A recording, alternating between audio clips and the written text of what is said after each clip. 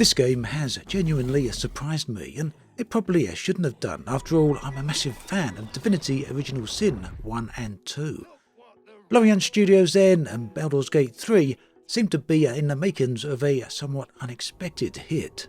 I've been playing the game over the past week or so in early access, and it has some amazing depth to it, perhaps more depth than I've seen in any other game for quite a while. Now, this depth may not be everyone's cup of tea. It's the type of depth that allows you a free-form playstyle, basically allowing you to play the game and approach the game in more or less any way you want. So this video is going to be one of my rambling videos. I want to give my thoughts and feelings about what I've played so far. And as you can probably tell, it's been a pretty interesting experience. And as I gave an indication right at the start, one of the things about that is the game's sheer depth, this amount of variation that's going into it. And this isn't just variation in terms of dialogue, but it means it literally, in the very literal sense. You can approach the game in a whole variety of ways.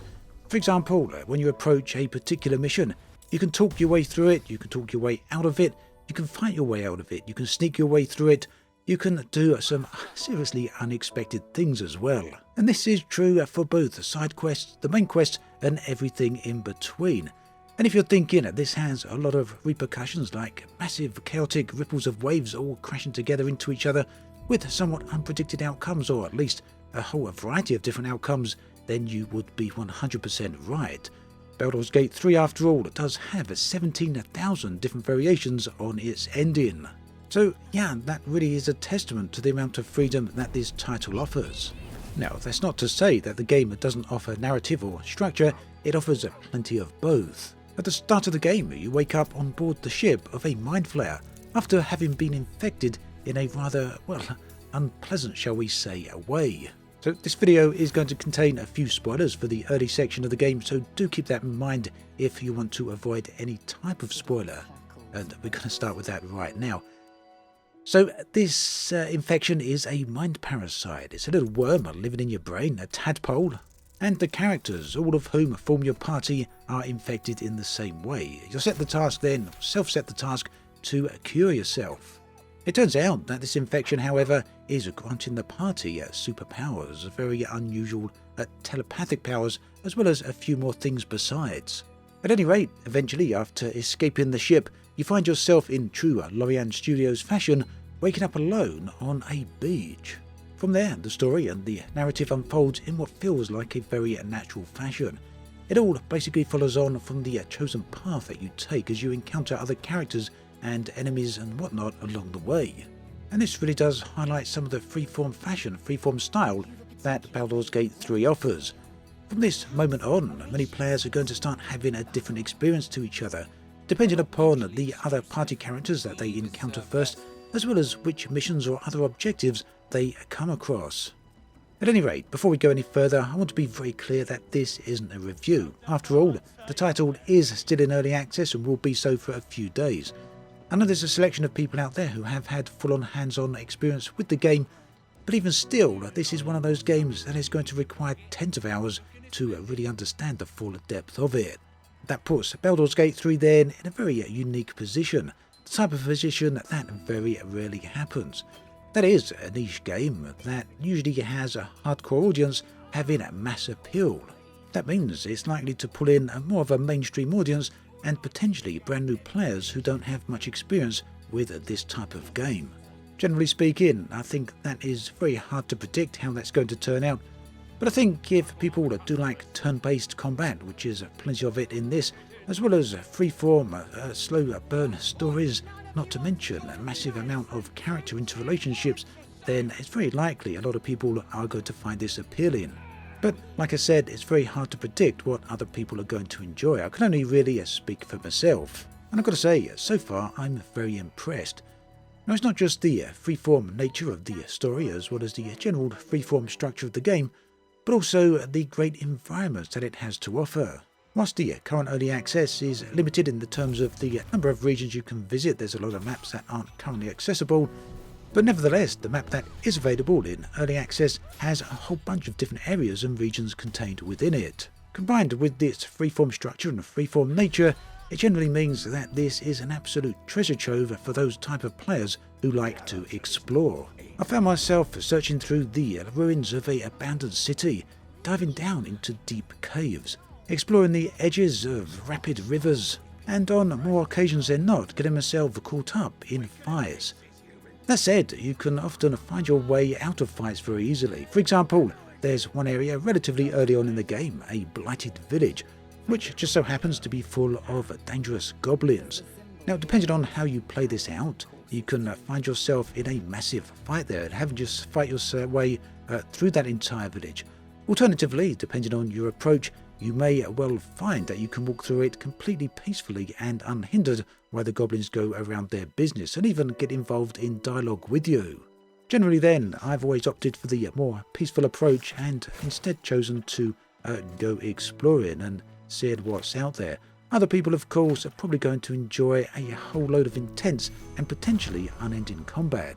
There's another area in the game where I come across an abandoned house, totally in ruins. Searching through the place looking for some resources for camping as well as other things to potentially sell, I came across a small note. Now, this note would have been very easy to miss, but it was very interesting and completely turned that particular session of my gameplay.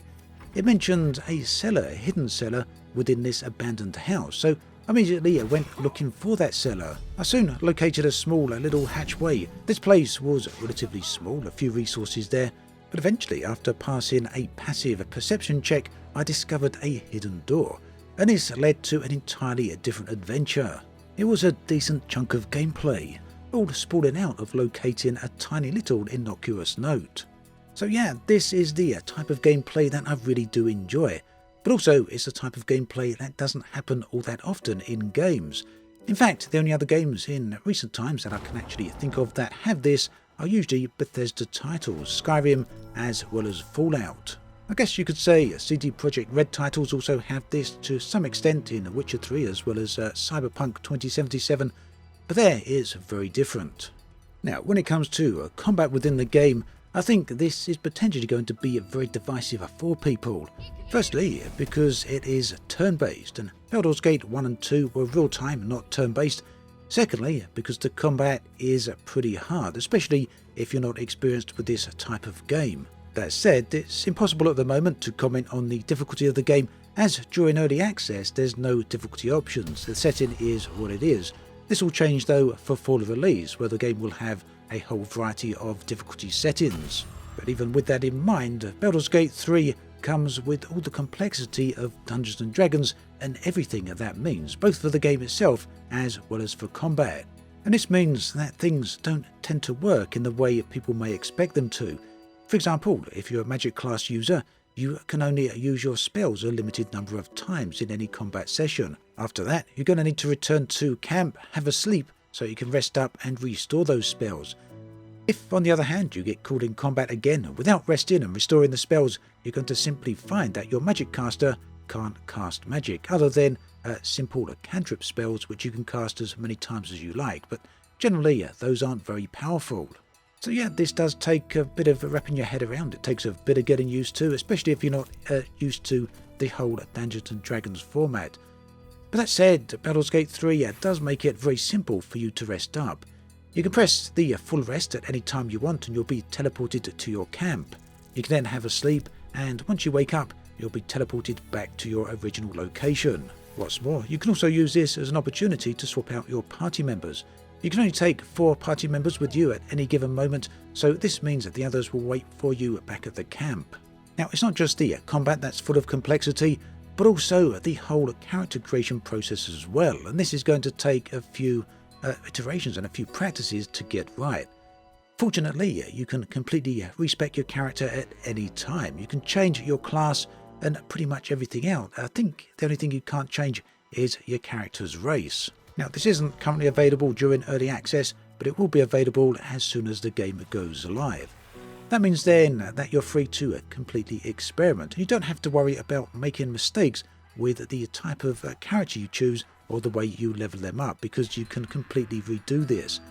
And this, I feel, is an absolutely brilliant decision by the studio, because it means that you won't be spending tens of hours into a game only to find out you need to redo the whole thing again due to a stupid mistake you made very early on. In fact, this is just one of many smart decisions that the studio have made with the title. It seems that overall they've used the early access period as a very good time. They've listened to all the feedback and implemented all the best possible feedback. Yeah, that seems pretty unusual nowadays, doesn't it? A studio actually listening to their player base rather than telling them what they should want. Based upon what we've seen so far though, it looks as though that is going to pay off.